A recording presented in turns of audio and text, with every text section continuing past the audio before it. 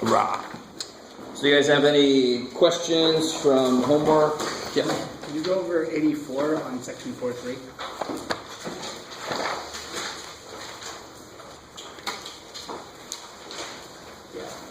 Ooh, yeah. Mr. Gross. Anytime they have these nested, this one here, right? Yeah. Three natural logs. Boom, boom, boom. So it says find the domain. So the first thing is realize that the natural log by itself. So if I have the natural log just by itself, what's that guy's domain?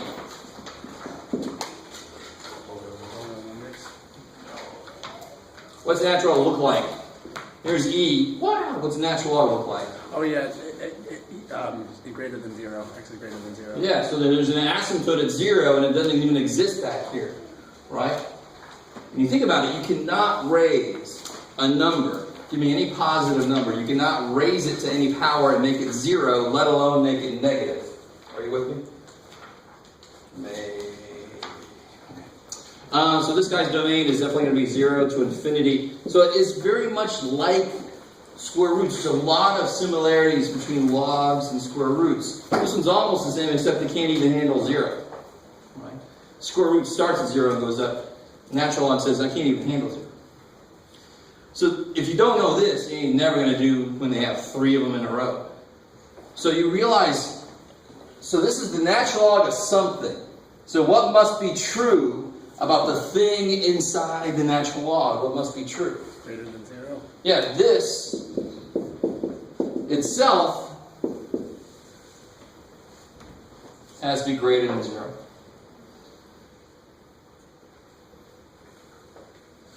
Now looking at the picture again, this is how useful knowing not just the shape, but just a few key points. What point is this?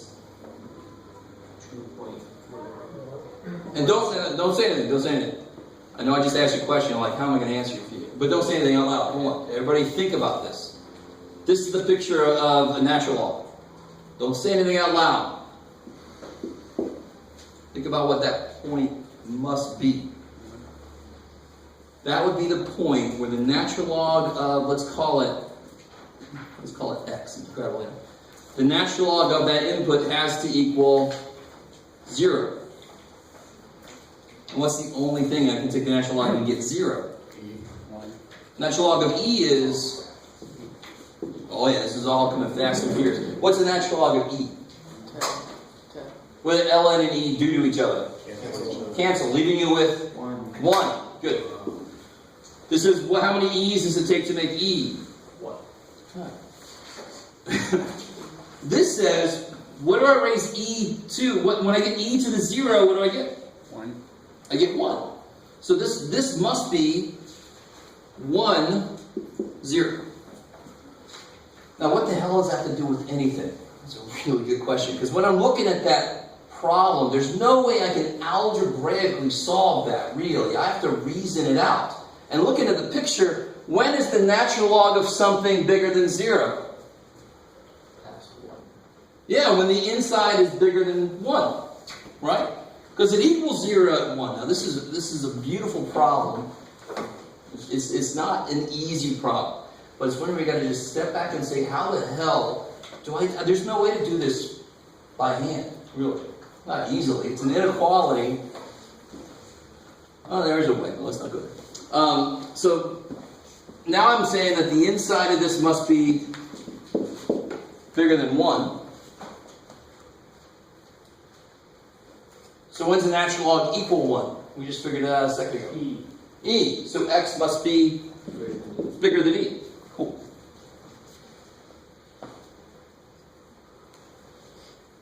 Now, to tell you honestly, there is a way to do this by hand. You just have to be really careful when you're dealing with inequalities and you're starting to do stuff to both sides. So, for example, I'll give you a really good example that everybody gets wrong all the time.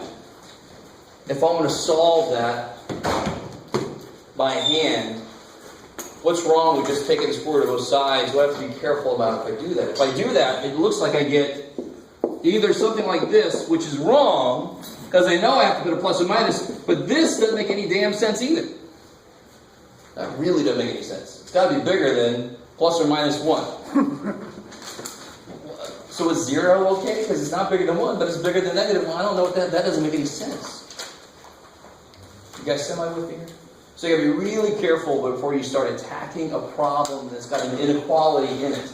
Because whatever functions you use, you have to know how they're going to affect the inequality. So the right way to do this problem is that way, because that's what a square root of x squared is. And then, of course, you have to know x greater than 1 or x less than negative 1. Maybe. The beautiful thing about e is it's going to maintain an inequality. When you raise e to something, if I were to start from the beginning,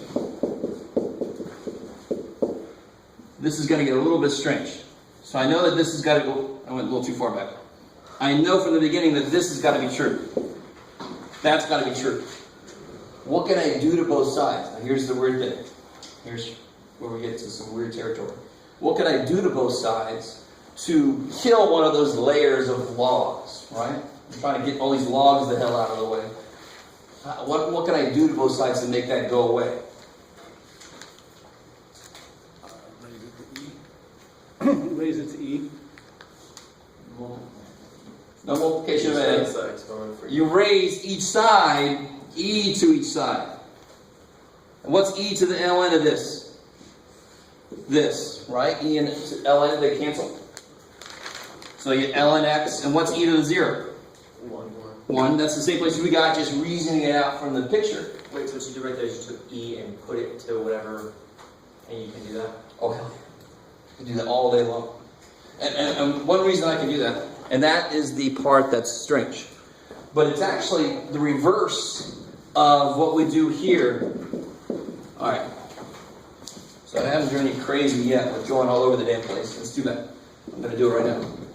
If I had this, what can you say? Yeah, x equals 5. You actually took like a log base 2 of both sides. But that means I should be able to go the other way. If x equals 5, that means 2 to the x equals 2 to the 5th. If x is bigger than 5, here's the thing that I know about exponential functions. This is where math starts getting a little picky, and we have to be really careful. I'm allowed to raise each side 2 to each side, and it maintains the inequality. Does every function do that for me? Hell no. Sometimes it'll flip it. Sometimes it'll have an absolute value. Shit. Right? But here I know if I raise both sides 2 to both sides, it'll maintain the inequality. If x is bigger than 5, then 2 to the x must be bigger than 2 to the 5th. You with me? X is like 6 or 7 or 18 billion.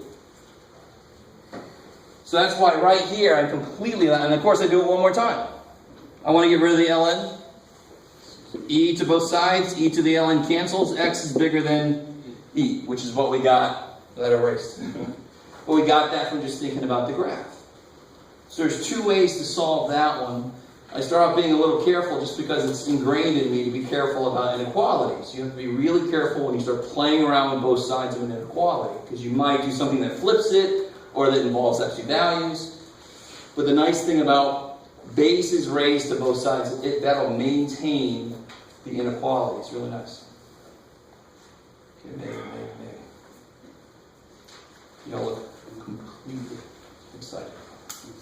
That one was a freaky one. So you can do that either way that makes sense. Hopefully one of those 2 ways we just did it makes sense graphically or algebraically. Who asked the question? Is that right? Yeah. Yes. Any other questions from homework? Okay. On 4.1, you do number 42.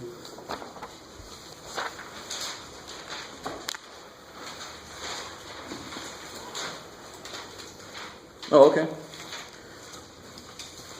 The 42A, is that okay? They tell you what windows to do it for? Well, I know that it's really just kind of the B part. Good. All right. So I was hoping A was cool because they give you the windows. B says solve. After this one,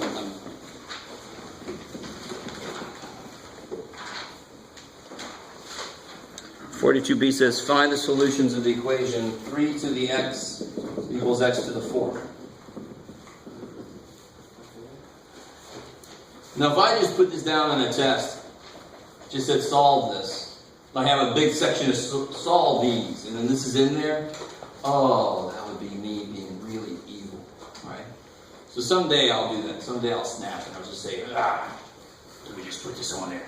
The reason that's really evil is that it's basically impossible to do that by hand, right?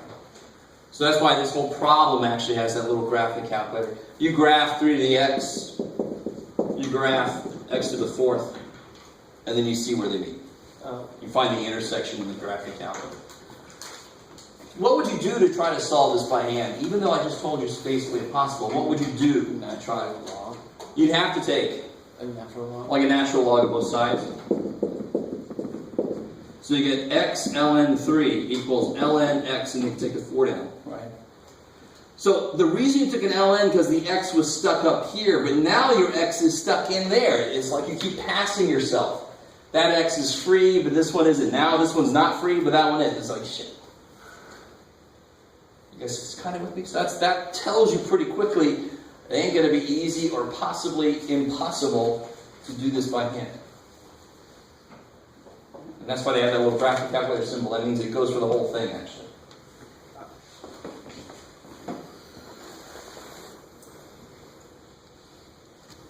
You do, When you're on the graphic calculator trying to find the exact intersection point, what do you do? Trace and then No, not trace. What do you use to find the exact intersection, or a decent approximation to the intersection? Second calc, and then intersect. Yeah, I think it's number 5. Yeah. Cool. Okay. could you do 70 from 4-4?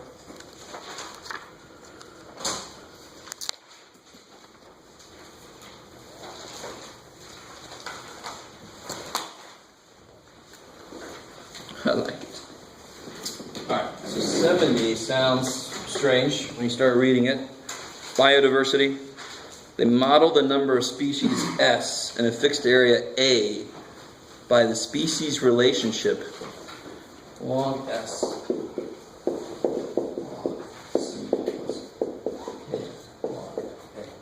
I like it. C and K are constants that depend on the type of species and habitat. So of course, like K might be really small if you're in a relatively evil area, like it's really freaking cold, or it's really stupid hot, or there's horrible stuff in the air, whatever. You guys kind of with me? But if you're in some lush rainforest, I always think about arachnophobia when I see a problem like this, where they smoke the tree and millions of things fall down. Like, I'm nowhere near that, but this would be huge probably, right? So it kind of depends on the habitat. How much is it important that you really understand the equation? Mathematically, not really, but it's nice. So part A just says, solve this for S. So of course, how do you do that? What can you do? Let me show you an easier example of this. Here's the easiest example of this I can think of.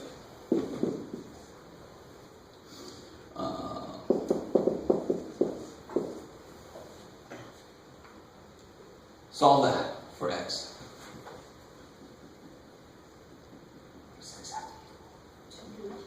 Right? For log x to be log 2, x has to be 2. And that's almost too simple. What you really did, mathematically what you did. On one survey we just said, I didn't do a damn thing. I just looked at it and said, that inside's got to be that inside. Leave me alone, right? But what we really did was we raised 10 to both sides. Why 10? Because log by itself implies base 10. I love it. You with me? So this is kind of cool. This is a theme. We talked earlier about e to something. I'm allowed to do that. I'm allowed to do any base to something to kill logs. What's different between this easy example and that harder example? What's one of the main differences between the two of them? It's expanded. Yeah, if that wasn't there, that'd be easy, right? S would equal C. End of story. But the problem here is there's 2 logs on that side. So what can we do to remedy that? Compress it. Yeah, what am I allowed to do? What properties can I use over there? What property do I have to use first? Yes, multiplying by k. What can I do with that k? Maybe that's what you meant. Maybe not. Exponential. Yeah, I can bring the k up because I want to use log plus log because I know the sum of the logs is the log of the Product. product. Cool, right? But that k is in my way. I don't have a property that says log of one thing plus k log of it. There's no property for that. So I got to get the k the hell out of the way. And of course the k just goes right up there. You guys with me? So that's the beautiful thing about logarithms. If you really just want one log sitting there, you have all these properties to condense stuff down. So now I have log c plus log a to the k. What's the last little consolidation step? To make it.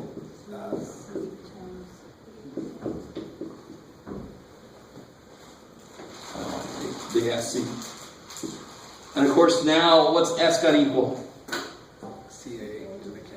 C8 to the K. Cool.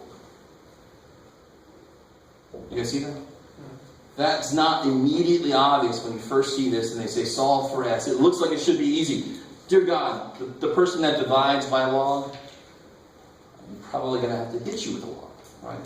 Please, right now, get that down. You can definitely, this should so hurt to do that. It hurts me physically to write that. It's just like dividing by a square root symbol. It's exactly the same. And you know that would be insane. If you did that, I have to throw you out. Say, get out, please go away. Right? And so if you do it here, I'm not going to throw you out. I'm just going to go, don't do it again. Because it just shouldn't make any sense. It should be almost impossible for you to do it. So there's got to be some other way. I can't divide the logs away. But I can consolidate them and then just use this property here. I'm really raising 10 to both sides, and that's where the logs go. That's really what's going on behind the scenes. So that's part A. And then part B probably just says, throw some stuff in there. If k equals 3, then doubling the area increases the number of species eightfold. I like it. I'm going to let you do that. You have this now, which you didn't have before. Whoever asked that question. Now try part B out. I gotta leave something for you. And is that, because that's the part that I was actually curious about. Does that just mean that 2 to the third equals 8? Is that just how you solve That's that? it. You gotta show me a little bit about why it boils down to that. So what they're saying is if A went to 2A, if the area doubles, what's S look like for this and what's S look like for that? Show that this one is 8 times this one. So if you double the area, if the island suddenly rose more and it doubled in size, they're saying that there's 8 times the species that might inhabit that island eventually. Does that make physical sense? Mathematically, you just got to throw that into the equation and see what happens. Well, that's why I was curious, because on the second one, it was like, I did that, and then I was like, okay, well, 2 to the third is 8, so that's, But show it. You really plug that value in. Okay. And you know, okay, it's 3, so it will end up being that. Yeah. Okay. Okay. Anything else from homework? Yeah. Yep. 4.1, number 54.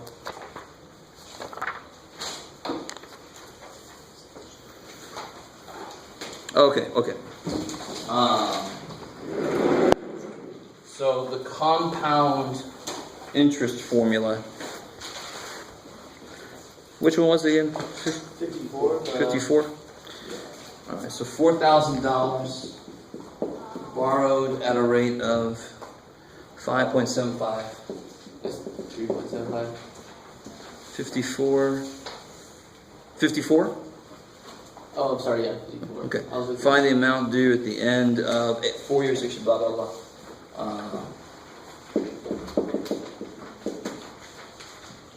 So they just want to know how much interest accrues over the course of 4 years.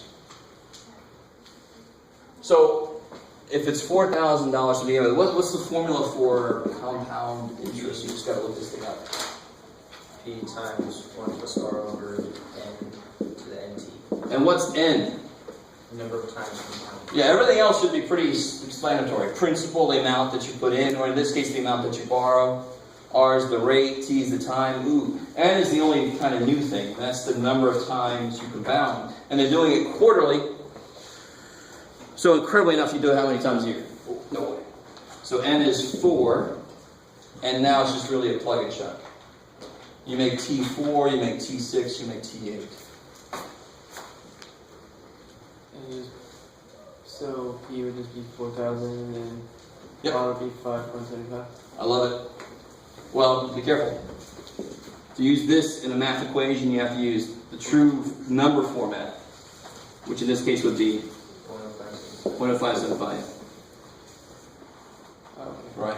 Percentages are completely human constructions, just to make things make more sense to us, right? I'd rather say 50% than 0.5 or 0. So whenever you want to plug a percentage into an equation, you have to change it into a decimal, unless they state otherwise. Be really careful, because if you put 5.75 in there, it's like 575%. I am not going to borrow any money from those people. Right? I'll loan money at that rate. Huh? I'll loan money at that rate. I'm sure you would. Right? But these people probably break thumbs, stuff like that. Only have 2 of those, and I want both of them. Okay. Yeah. 27A from 4.3. 27 part A. 27A. Oh yeah. Okay. This one might be better. Sometimes you're better served. I keep hiding this thing. To rewrite the log problem. So this one says evaluate log 8 of 0.25. So this is number 27A 43. Yeah. This is the one here, so. Okay. The very first thing I'm going to do to make this a little easier to look at is what? Why is this not as easy to look at as it should be? Log 8 of 1/4. Yeah, exactly. Change this to a fraction because it might be. Then it's going to mean what kind of power will be involved. Negative to make it flip. So this is really log base 8 of 1/4. Now, what sucks about this is if it was log base 8 of 1/8, that would be stupid easy. Or should be. What would log base 8 of 1/8 be? Negative 1. Because it's got to flip 8 to get 1/8. This one is 1/4. So let me see. There's 2 kind of ways you could come at this. Let me show you the by the book way, and then I'll try to show you how you can reason it out. What is this equal to? I don't know, Jeff. It's the whole point. Okay. How can I rewrite this statement? A to the x. A to the x equals 1/4. 1/4, or a to the x equals 4 to the negative 1. And do you remember how we handled that kind of equation? What do we do with the bases? Make them the same. If I can make the bases the same, which here I can. Right? They're both based on 2, of course. You with me? A little tiny bit. So this would be 2 to the third. This would be 2 squared. So 3x equals negative 2, blah, blah, blah. You can solve for x. No big deal, right? So if you're not sure what to do with simplifying some kind of log, you could try to rewrite it in exponential form and see if that shows you where to go.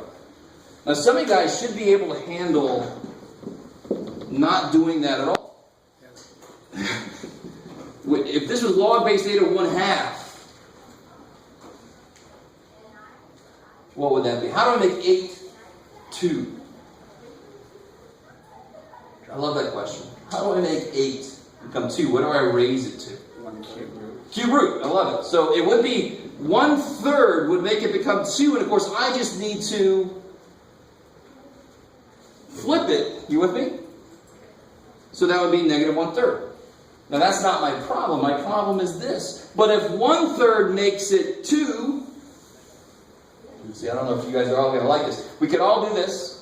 Some of you guys might be able to do this. 1/3 power would make it 2, so I need a 2/3 power to make it 4. I need to square the 2. So this would make it 8 to the 1/3 would be 2. So 8 to the 2/3 would be 2 squared. Okay, some of you guys are with me? And of course, I need to flip the damn thing, which is exactly what I'll get if I solve 3x equals negative 2. So either way, I love this. There's not a damn thing wrong with this way, because it's all beautiful math, right? And it kind of is remembering how to rewrite this in exponential form. Not a problem. This is less work because you have to understand more. So either way you do it, I'm happy. You either get practice or you understand more. I'm cool either way. Okay, baby. One way I don't want is for you to figure out how to do log by say your calculator. Just do it there. I got to see some work. Right? Don't just have the answer. I don't want to see negative 0.67. That's crap. I ain't right. Yeah. For finishing the 2 to the third x, how would you finish that equation? What do you do here? When you raise a power, something with power to power, you multiply. So then 3x has to equal negative 2. Oh. And then you end up with the same. Yep. Cool. Okay, anything else? Alright, that's enough. Cool. So let's get into, let's finish up chapter 4, and we're going to step a little bit into the next chapter, which is chapter 10, of course. We skip over all the trig-related stuff in the middle. So the last section we have is 4-6. Oh, yeah. And I want to show you one thing, and then we're going to figure out where an equation they use comes from.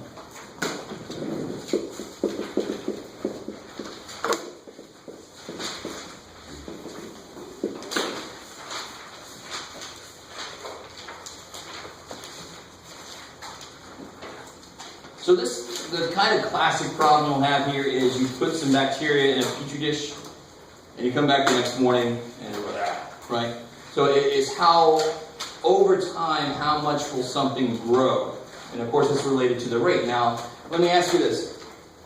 If, what is it when I have a population, if I had a population of people on an island?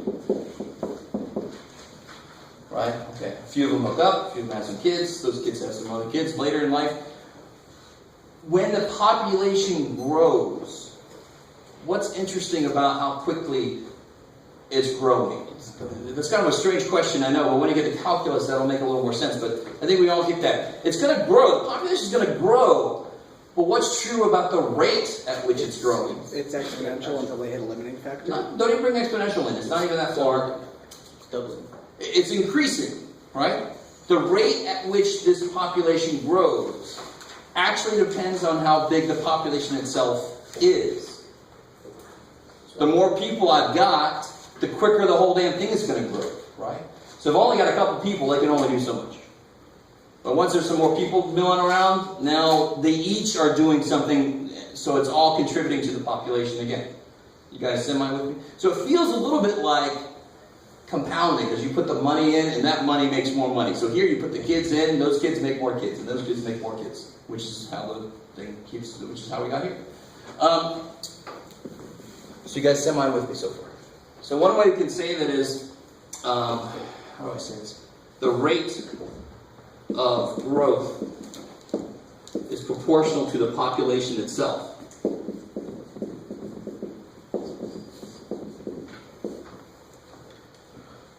Okay, so we can do some very classic, basic kind of problems with this. When you get to calculus, you can talk a lot more, because calculus is all about rates of growth. That's what calculus really eats up. Here we can do some basic stuff. What this really boils down to is that if I have a certain number of people to begin with, which is normally represented by n naught. So it's like initial number. And it's not NOT, by the way. It's NAUGHT, which is kind of a synonym for none. Right? You guys, I love the looks I'm getting right now. How important is all that? None. Anyway, if I wait a certain amount of time, so there's a rate and a time. So if there's a rate of growth, and I give it some time, it's actually going to grow according to this model. This models growth of populations of people, of rabbits, of bacteria, of whatever. If I wanted to model plutonium decay, becoming less radioactive, I would just put a negative up here. All right. Ooh, because now I'm going down. Or population decrease, because then my rate would be negative. You guys with me? A little bit, little tiny bit, little itsy bitsy bit. Okay. So the number at any time is dependent on how many there were to begin with, times this factor. Okay. So it's exactly the same idea as like doubling something. If I have 1 and I double it, I get 2. Now if I double 2, I get 4. Now if I double 4, get out of there, Jeff. I get 8. So forth, right? So this would be like a 2 to the t model. You semi with me? Little tiny bit, little tiny bit. Little tiny bit. When I use this model, I don't have to relate it just to doubling. This E actually lets me put this R as the rate of growth. Like, for example, if I said there's a 2% population growth in the U.S., which there is, it's like 1.2% right now. 2% population growth. That means at any time, I think 2% of the population, that's how much I expect it to grow over the next year, or whatever, however I set my time intervals. You with me? A little bit? That would be what R is. So if I use this base, it allows me to put in there the exact number that represents the rate of growth. So the bigger my population gets, the bigger my numbers get quicker, because it's based on how many people there are now. There's more people to procreate, so they do, and then they get more people to procreate, and then they do. Okay.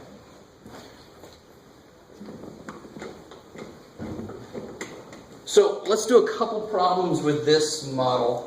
And then I want to show you a formula the book gets. They actually do this formula first, which doesn't make a lot of sense to me, this other formula. Let's do this guy. Let's say we initially have 500 bacteria in a dish. Blah, blah, blah, blah. And a biology, let me make my own one here. About 4 hours later, there are 980 bacteria.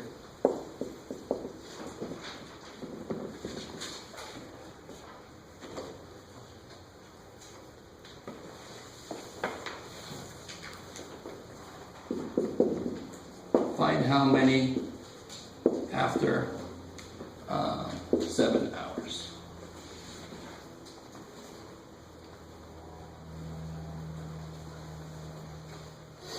You guys semi? I mean, do you understand the setup? We put 500 bacteria in a dish. Don't ask me how I counted this so well. I'm like super Rain Man. Really good eyesight coupled with matchstick counting ability. Bam! So, first thing I want to do, now this is the kind of problem this is the kind of setup you almost always do for this kind of problem. What's wrong with what I told you versus the formula I have to use? You don't have a rate. You have to I don't have a rate. But I do have a situation. What's 500 going to be? N naught. Okay, so N naught is 500. That's my original population count in my little dish world. 4 hours, incredibly enough, will be T. So there seems to be 2 parts to this problem, right? It's naturally 2 parts. One part deals with 4 hours. The next part deals with 7 hours. I can't tie those together to begin with. So 4 hours is T. T is 4. What's 980 going to be? What is that represented by? N of... Be more specific. 4. Good. N of 4, I like it. I would do this with 4.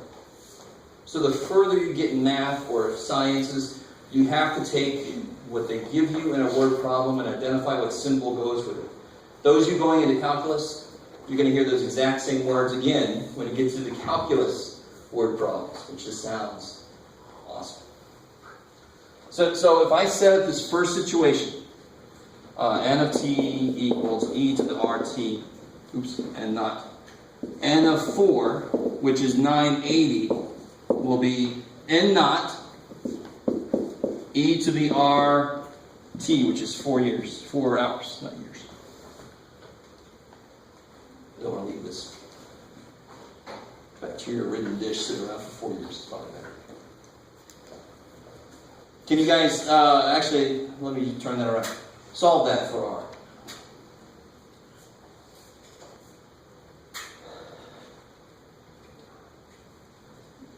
Just make sure we're all going to start in the right step. What do we have to get rid of first when we're solving that to get the R? You have to get the 500 the hell out of the way. And then you're golden.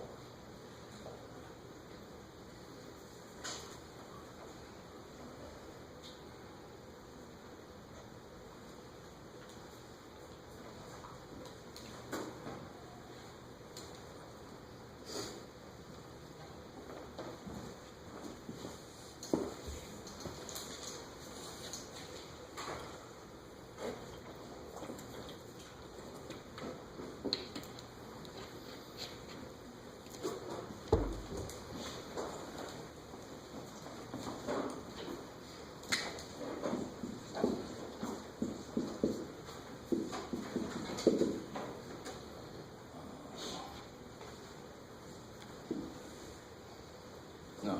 Yeah? Yeah.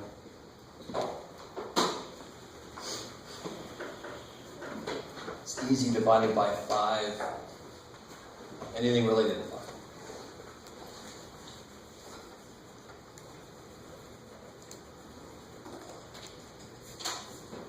Two steps after this, you're done, right? What's the next step? ln, to kill the e. And then divide by 4. Cool.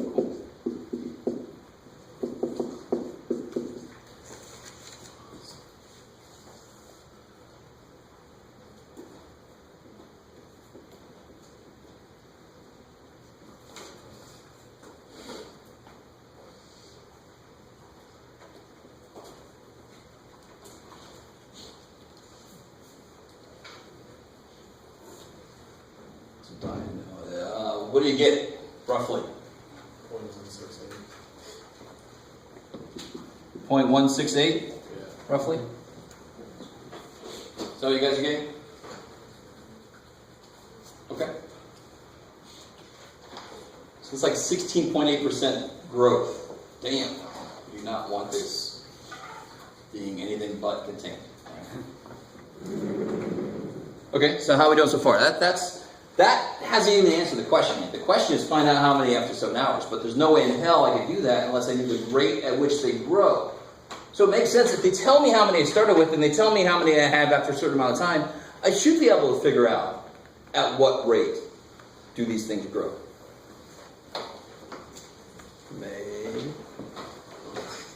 So now that I have R, how do I answer this? Find the number after 7 hours.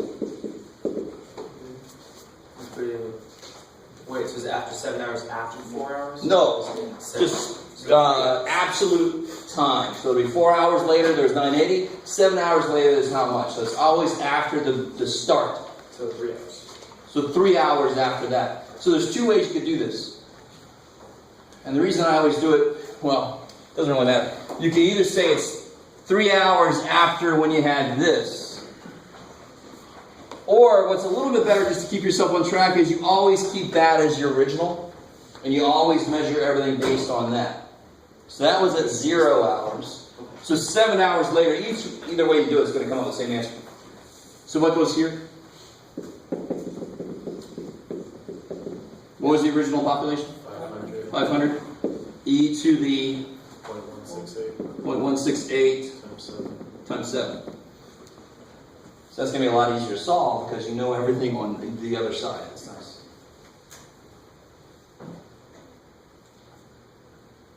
Would you want us to show work for that, or can you just plug it into the calculator? Oh yes, no real work you can show.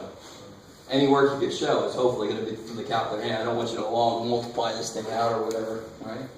So just give me the number, it's fine. I'll trust you. What number do you guys get? 1,620.7. 1,600, well, Yeah, 0.7. You got it right. and 20.7, okay. It's like a round of 1621. Right. So one thing to realize is any mathematical model about the growth of populations, you're going to have to round to a whole number, else it's not going to make any sense. So if I model population growth and I say next year there should be 48.7 people living on this island, I'm like, I don't want to run into that 0.7 person. What the hell is that? Right? Either the person or they're not. I don't care what happened to them. So I would round that to 1621. How we doing? Is that cool?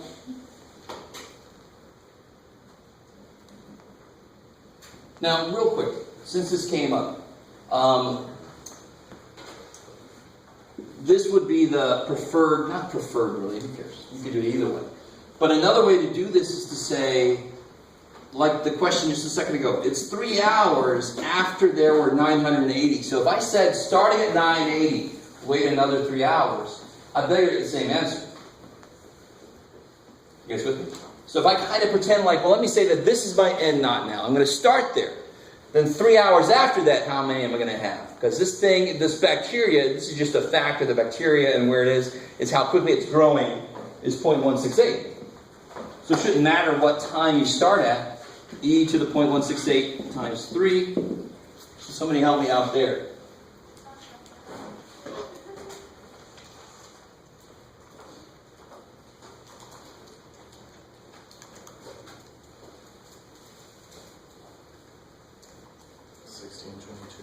Yeah, well, roughly right, because we rounded a bit.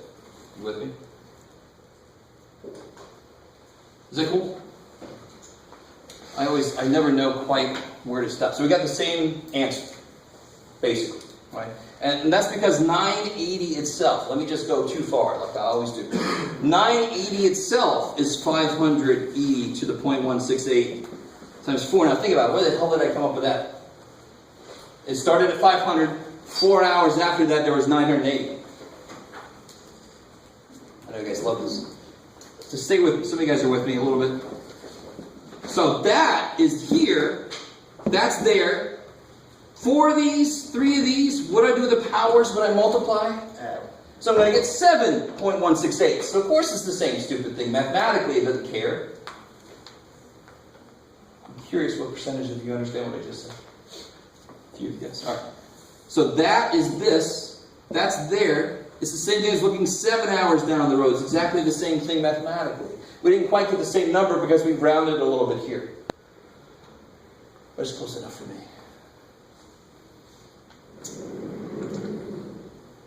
Okay. So let me give you another kind of problem. If we start with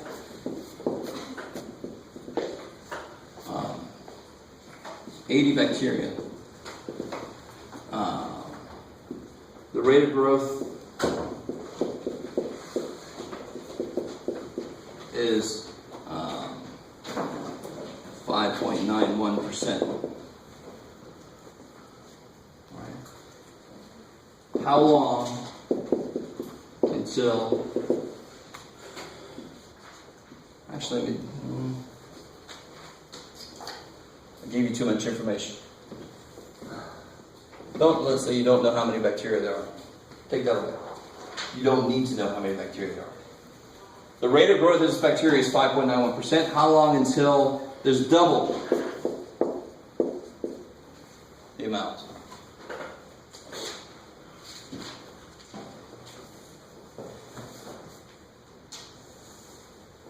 So what is the original amount? Now that I've said you don't know it. X. Even better. And not. N naught. So what do you want N of T to be? 2 N naught. Kick ass. Right? I want it to double. So now fill in your formula. Your formula is N of T is N naught e to the RT. What do we know? N of T, I want it to be 2 N naught. R is, what is R? 0.0591. And see why I don't need to know what N naught is? Because the N naughts go away. Right? So you'll see problems just like this in the homework. They'll say, how long until it triples? And you're like, I don't even know how many there were in the first place. You don't need to know. Whatever that is, it's just going to cancel. It's all it really cares about is the ratio. How do you solve that?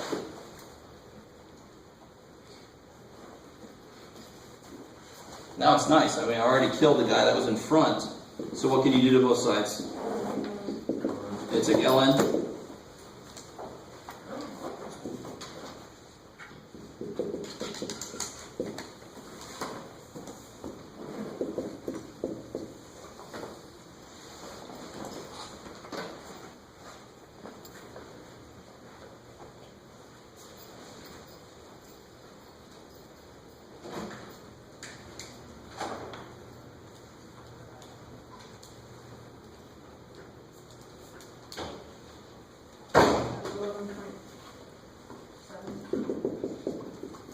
Yeah, I didn't really say what the time was. Time in hours.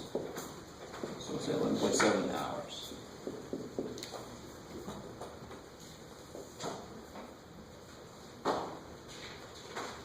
So if there were, if N naught was 80, N of 11.7 would be what? 160. We just figured out it doubles.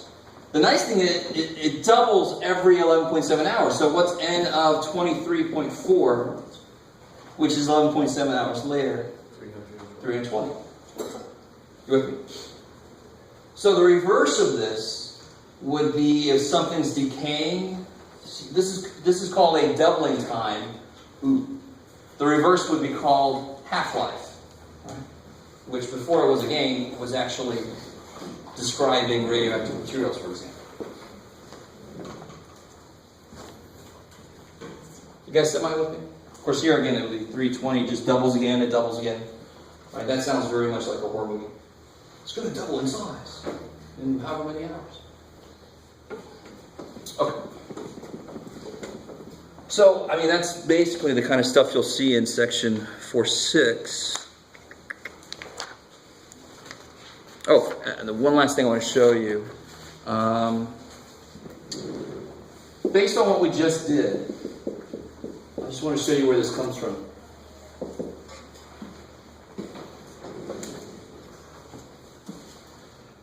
Let's say this doubles after C equals A. Go with me. I'm just trying to show you why the book's first equation is what it is. This is the general equation for growth of populations. So the very first equation they show is a more specific example, which to me is kind of backwards. So let's try to recapture what they have. So when t equals A, what can I put here? Sort of, yeah, sure, but what is n of A got to be? Double. So two in the middle. Good, and that goes away again, right? Doing good so far? Oh, and I did the wrong thing. T is A, my bad. I get too excited. So T is A, so I don't know what the rate is. To solve for R, I would just do the same thing we did over there. Take a natural log, divide by A. Is that how you do the answer? Or would you want to find an approximation for it? That would be it. If I gave you an A, I'd want to know an approximation like we did over there. Oh, yeah. Yeah. But if you didn't give us an A, just be like... Then it'd be static. I don't know. Yeah. Go with me now. This was for a specific situation, right? That was a specific situation. It doubles after t equals A. Now I want to be able to rewrite this. For some reason, I want to rewrite that using this. Because this is the general situation, right? This doesn't say double. It says whatever the hell you want. This was doubling time. But now I know what the rate is. The rate is ln of 2 over A. So if it doubles every 11.7 hours, the rate would be ln 2 over 11.7. In fact, help me out. What is 11.7 what did I just say? ln2. What is ln of 2 divided by 11.7? Because, of course, the doubling time here was 11.7. 0.0592. And what was the rate? Right? You guys, so the rate would be equal to this. We just kind of verified it for that one specific example. So what can I put in here then? I know the R is this mess. There's got to be something I can do with that. Because what do I have? I have an E, and inside of it I have an ln. They want to kill each other, right? So for like tripling, would you just do ln of 3 divided by a? Or- Yeah, if you did then you have a 3 there, exactly. And then So you can have the triple time and the quadruple time, but we just talk about half-life and doubling time. We could talk about for third life. half-life, you just do ln of 0.5 divided by a. For So like half-life. For yeah. Because you would put a 0.5 there. So this, once you understand this, you can do exactly what you're saying. You can do whatever specific doubling time or half time, whatever you want to do. I mean, let me write this a little bit differently because it's a little freaky to look at. And that is not a way you would probably naturally write this, but can everybody see? Is that cool? Is it the same thing? Or have I completely gone off my meds? That's the same thing, right? And why is it better to write like that? Because now I can see T over A does what? Because what does this E and this ln want to do? Cancel. Kill each other, but what's in the way? T over A. T over A. So what can that do, thankfully? Go up, right? That's what a log does. Any coefficient can come up as a power, any power can come down as a coefficient. So now I can write this as n naught e to the ln2 to the t over a, pop. So if I know somebody's doubling time, I can use this formula instead. Personally, I never use that formula because it's too specific. You know, doubling time is nice, but I want just something more general. But that's, if you look on page 341, the very first formula they give you is this one. And they don't even really talk about where it comes from truly. This is where it really comes from. Maybe. So the problems in this section are going to be a lot like this one. There are going to be some problems about doubling time and all that kind of business. You can use that formula, or you can use the general one. Who cares? They'll both work the same way. They are both the same thing, really just rewritten. Right? So they're all going to have a feel like this. And then there's some radioactive stuff in there. I'll let you guys try that out. Okay. So what I really want to talk about here we're doing pretty good, is I want to get into chapter 10. So any questions over this stuff here? Have you guys ever seen this kind of stuff before? I mean, if you take it into biology, maybe, chemistry, maybe. Sometimes I'll talk about it 110, depending on who your teacher is. Okay.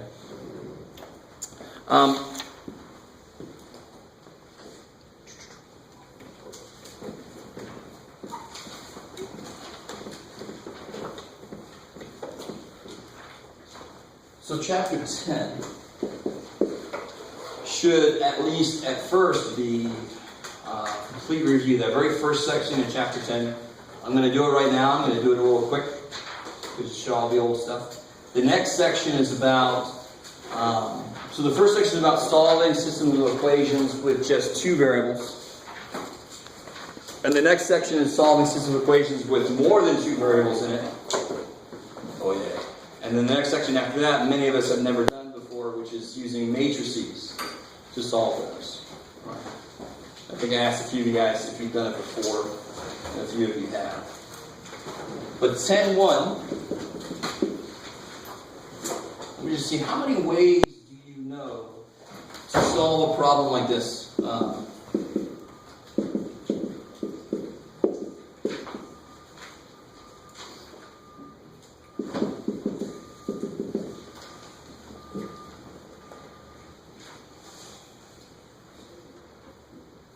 Somebody give me one way to solve this problem. Substitution. Substitution, I love it. So you could use substitution.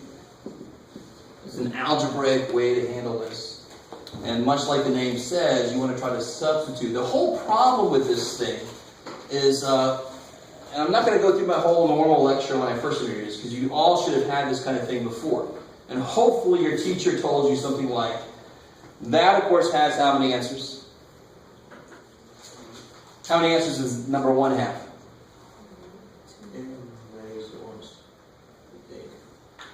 Yeah, infinite number, right? That could be 3, that could be 4, that could be 2, that could be 5, that could be negative 18 million, that could be 18 million and 7.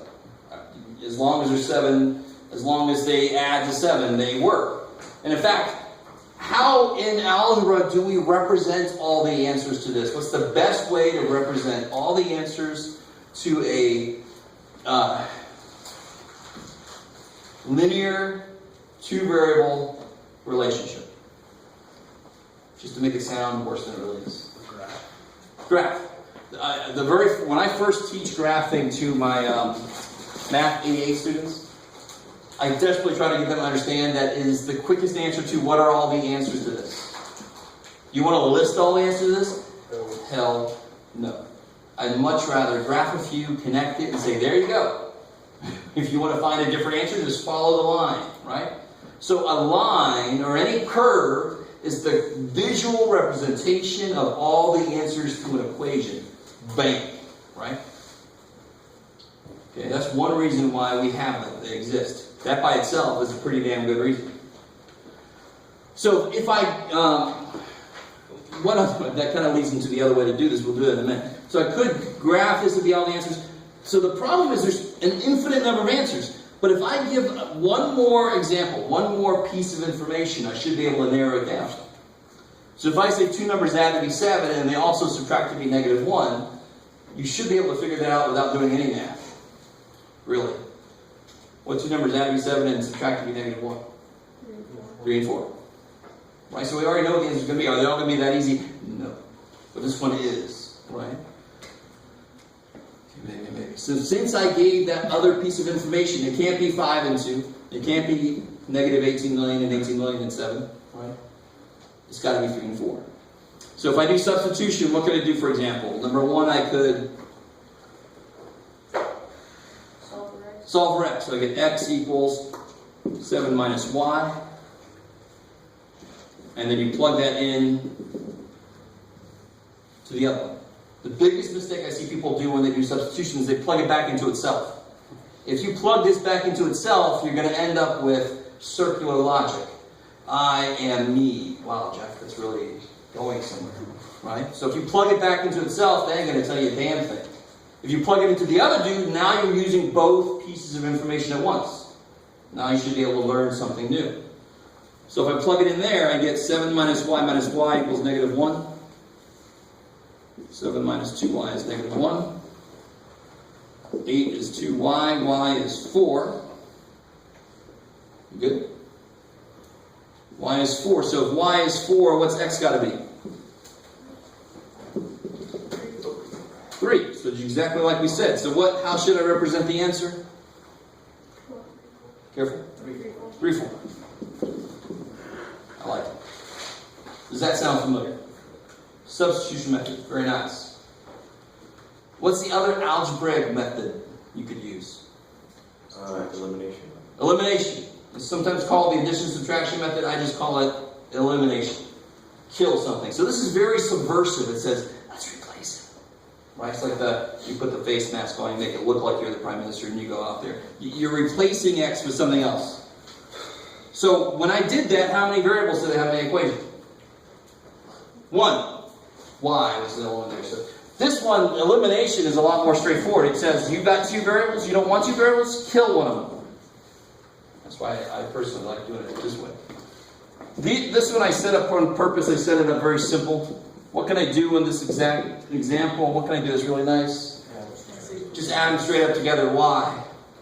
Because the y's go away, right? So you all should remember, if I had like a 2 there, I'd have to double this one to make them cancel. Are you with me? You remember that kind of stuff? And of course, if one was 3 and one was 4, you can both make them 12, make one of them negative, they'll cancel, you guys.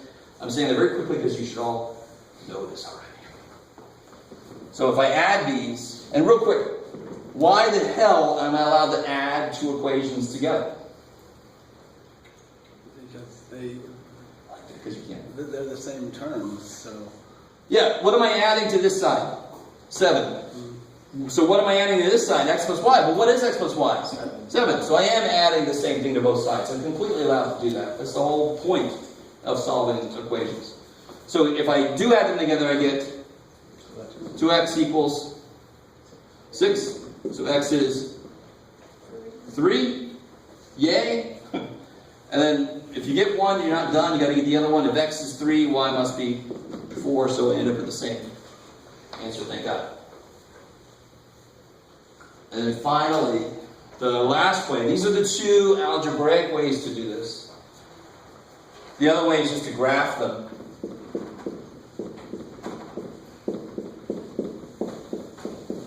So how do I graph them? So I don't, you know, you can solve for x. So you got to go behind it. So then the y-intercept is what? 7. 1, 2, 3, 4, 5, 6, 7. And the slope tells me to go down 1 over 1, down 1 over 1, down 1 over 1, down 1 over 1. Okay, so when you're doing this kind of problem, you always go a little further than you normally would. Make your dots really big. Okay. What about this guy? Y equals, add the 1, x plus 1. Y-intercept is 1. Slope is up 1 over 1, up 1 over 1, up 1 over 1. There you go. Make that big. Scale sucks, but then 3, 4, there's my answer. That's graphically. Now, of course, graphically sucks in general because your answer might be 2.984, comma 3.777771. Ain't no damn way in hell. My graph is barely good enough to see 3, 4. I am not going to see 2.97. So that's why we have algebraic ways to solve it, then I can get those funky ass answers. Right? Okay. So that should all be sounding very, very familiar. So let's do one example of a problem with 3 variables in it. Right? And then I'll let you guys do one on your own. And then we'll see what time it is. So this is section 10.2.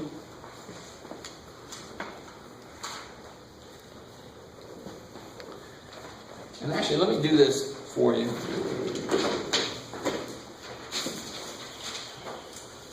So you always have, when you're in a math class, the main point is to learn the process to solve something. A situation you're in, word problem, whatever.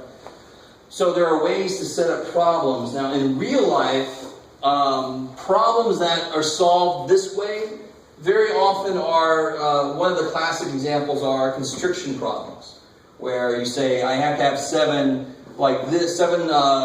total people, but I have to have, when I subtract them, it's got to be negative.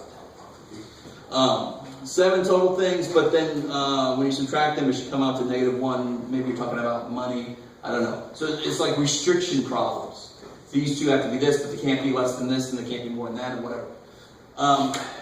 But I'm going to show you how in a math class to create a problem with 3 variables and make it actually have a nice answer. If I just start throwing stuff up here, 4x plus 2y minus 7z, I am not going to get nice answers. I'm going to probably get disgusting answers. I want to get kind of nice answers right now. So let's say the answer I want is going to be, give me a number. 2, I like it. Give me a negative number. 8. Negative 8. And give me one last number. 0. Say again. Huh? What'd you say? Oh, 1. 1. Okay. I like it. All right. So to set up a problem, now I know the answer is going to be this. So to set up the problem, this could be x, y, z. Or it could be a, b, c. Who cares? Right? The variables don't really matter as long as you're different. So one equation I could set up would be very simple. Something like x plus y plus z. What must that be? Addition of all 3 of those, so negative 5. There you go. Cool. So if I add all 3, it must be negative 5. So that equation is true for this. Is that the only point this equation is true for? Of course not, right? I can have 0, 0, negative 5. There you go. That works too, right? How are we doing so far? So somebody tell me another equation that works. I'll start you off. 2x. Give me something else. Anything you want. Maybe not 80. Yeah, let's stay away from that. Like 2x minus y plus 3z. I love it. You guys are not really sure what I'm asking. I'm just asking for coefficients. Now, what does that have to be? 4 minus 8, so 1. What are you all doing right now? I want to make sure you're all with me on this. Plugging it in. Some of you guys, I don't know if you're just staring at the board intently. Yeah, just plug it in. You have 4 plus 8 is 12, plus 3 is 15, so it's got to be 15. Okay, cool. And then finally, one last piece of information. Because if I have 3 things I don't know, I must be given 3 pieces of information to have any chance to figure it out. So I always like to think of it like a murder case. And you just keep trying to find as much information, because there's a whole lot of shit you don't know. You got a whole lot of variables, and you're just trying to figure out all this information and try to plug it in to see what the variables are. What time did it happen? Who was there? Why did they do it? All this stuff, right? So the third thing, it doesn't really matter. Negative 3x.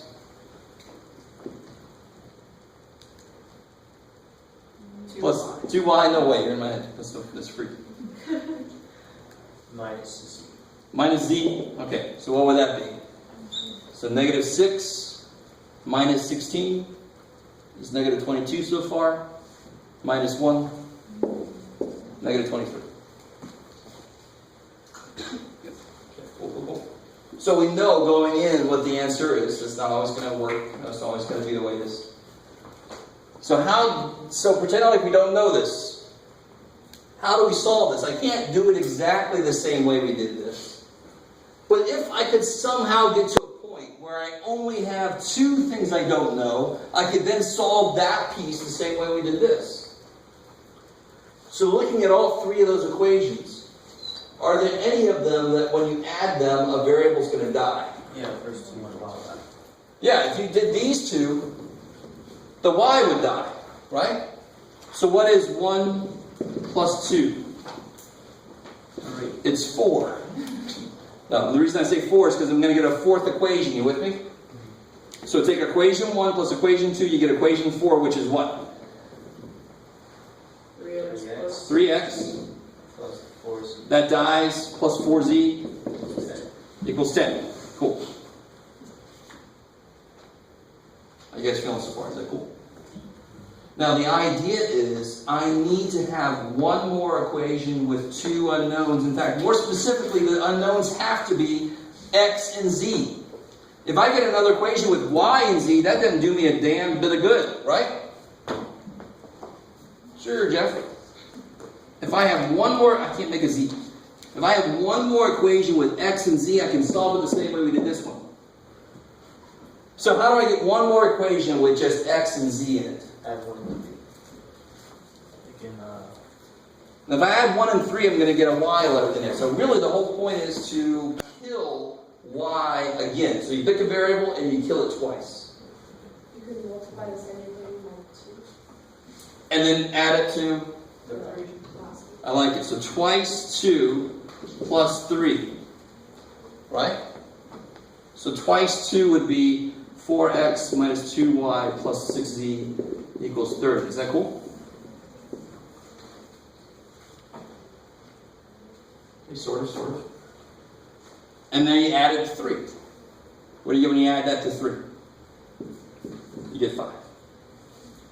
4x minus 3x, x. The y's go away. What happens with the z's?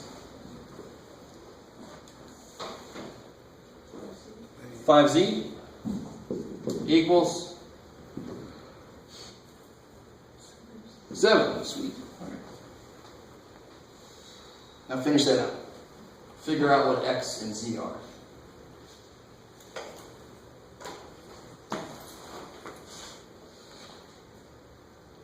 If you've ever done matrices, you know that it actually makes it easier. Yeah, that's. If you've never done matrices, you're not going to believe that at first, because you're going to have to learn how matrices work, and you're going to go, this ain't easier, this is bullshit. Right? And I'll totally understand where you're coming from, because if you have to learn it, that's difficult. But once you learn it, it wouldn't matter if I had 5 equations with 5 unknowns. Can you imagine doing this process with 5 equations? That would so desperately suck. But a matrix wouldn't care. It would just be a little tiny bit more work, because you got a little bit bigger set of stuff. But the work wouldn't really grow as quickly at all with a matrix. But for this section, you can't use matrices. I don't want to see any damn matrices.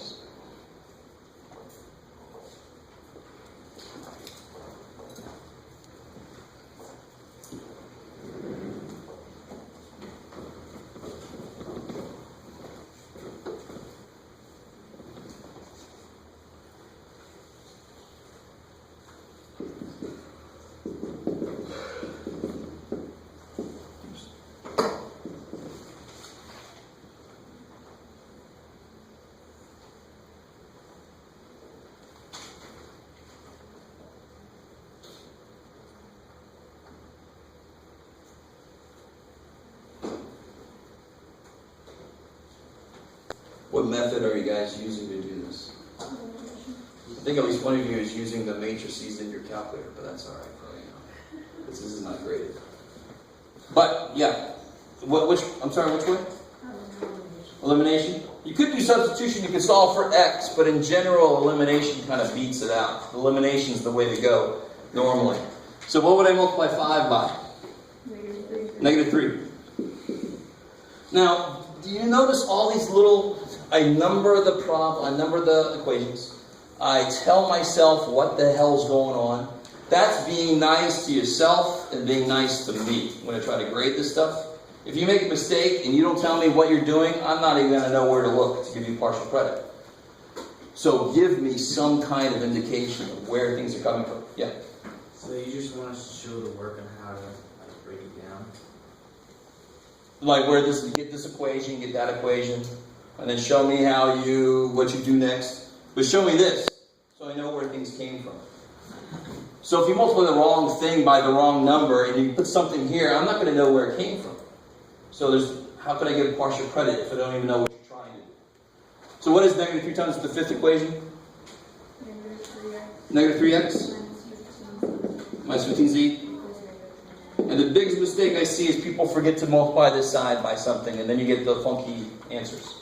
Right? You got to multiply both sides, of course. And then when you add these together, you get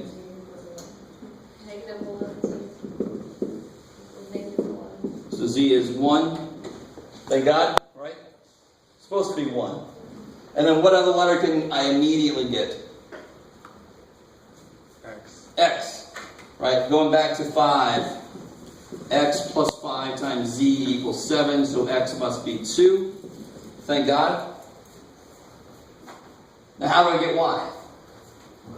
Plug it in. Which equation are you going to use? 1. Because it's the one without any freaking coefficients. 1 would say x plus y plus z must be negative 5. So y subtract 3, negative 8. Thank God.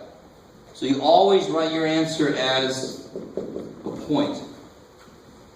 And just to get to I wanted to show you the math of it, because a lot of you guys have hopefully seen this kind of thing before. If you haven't, this is how you always attack it. You pick a letter, kill it twice, and then you're down to this. Then I call it dominoes. You get this guy, you plug it back in, it falls back to get another guy, and then you plug those back into the beginning, you fall back to the beginning. It's like dominoes going back. Yeah? Can you use the calculator to check our answers on? Oh, hell yes. Right. If you don't know how to use a calculator, I'm not going to show you yet.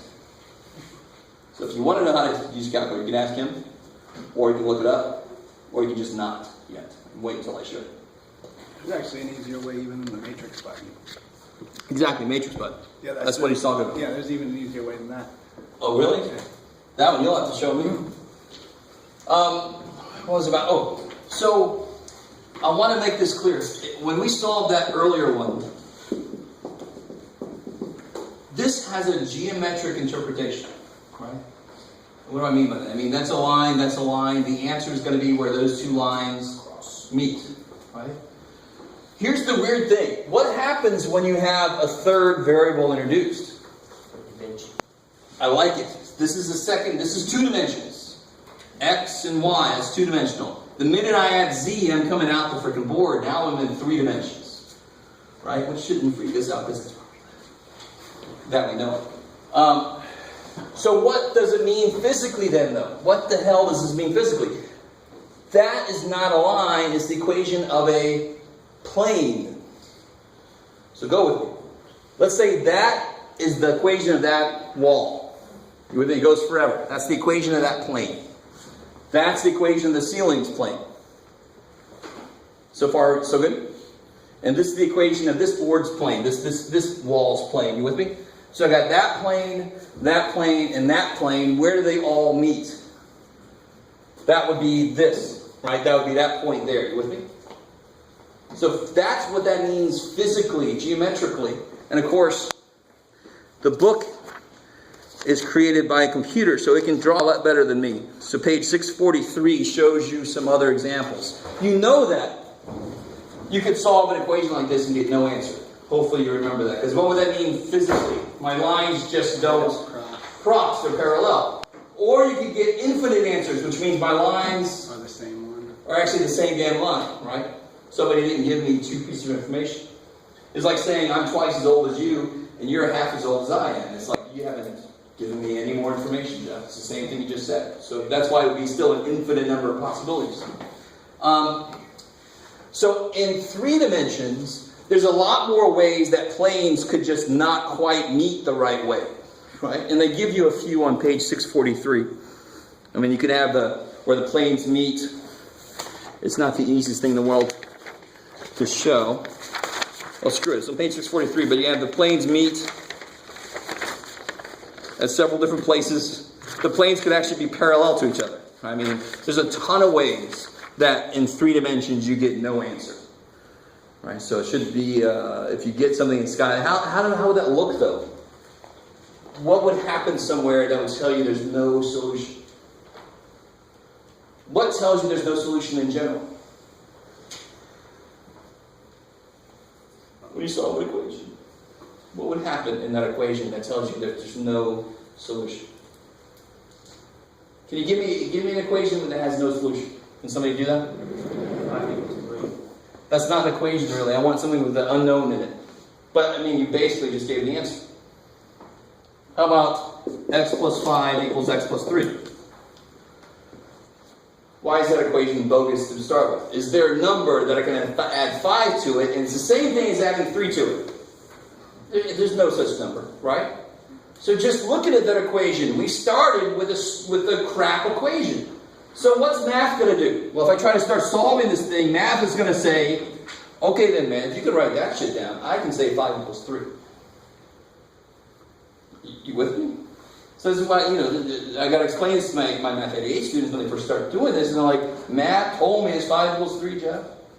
What do you want me to do? I'm like, that's not your answer. Your answer is no solution. So the same thing's going to happen here. I'm going to do something, and I'm going to get 0 equals 1. And then that's going to tell me, oh, they don't meet the right way. They don't meet at a point. There's not an answer to this. Okay, I like it. Okay. Let's see. Do I want to give you guys? Yes. I want to give you a problem to try on your own. Let's try out number...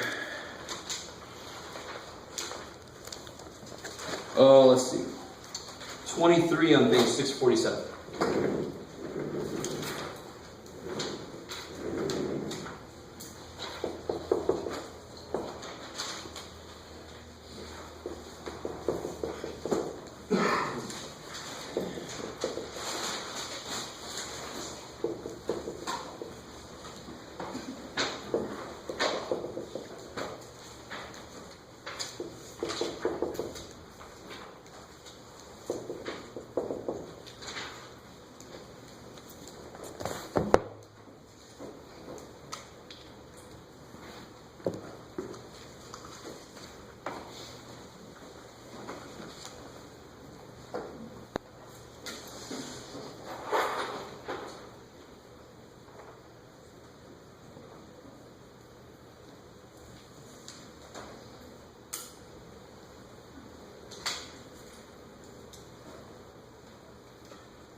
real quick, when you're doing this problem for homework, this kind of problem, you want to at least double check that you wrote the right problem down.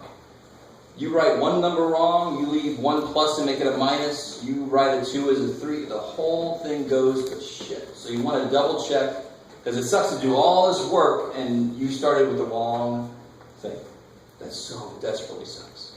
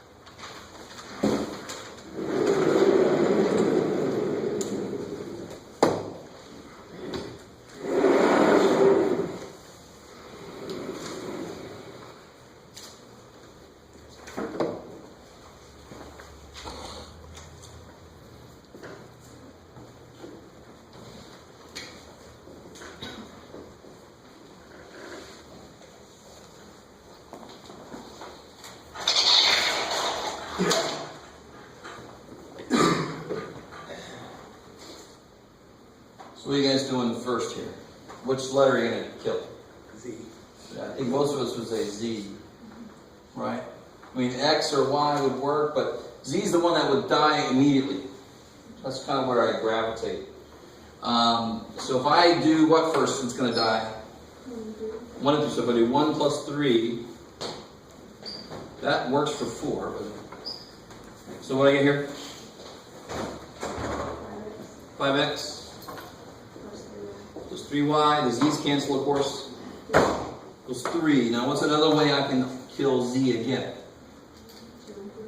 Yeah, 2 and 3. If I multiply 3 by 3, that would make these match up, so they'll die. So if I do 2 plus 3 times 3, that'll give me a fifth equation.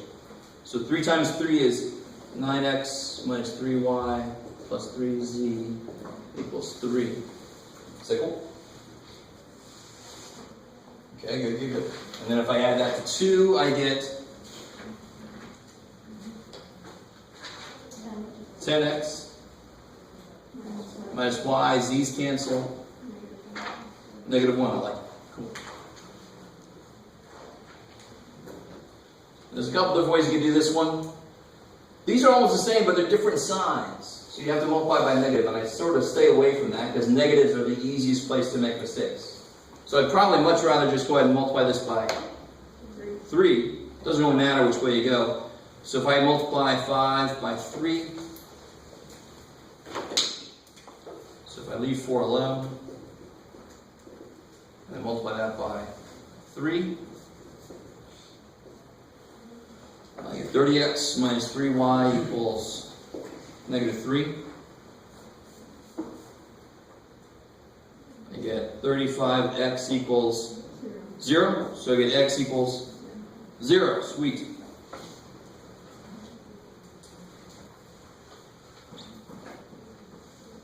How good so far? So good? So far? Okay. Since I know x, I also now know y. If x is 0, y must be 1. So now y is 1. And since I know x and y, I can now figure out z. Looks like this would be a good one to use. So if I use 3, if I plug in 0 for x, 1 for y, what's z got to be? 2. So I get 0, 1, 2. Is that what you guys got? Is that the calculator guy? Yeah. Yeah? Alright. Second. So for most of you guys, it should be a review. It should be stuff you've done before. It should be that. It's not that hard, really. Alright. So next time we'll get into matrices. I'll have a handout and we'll do it all by hand, and at the end of the class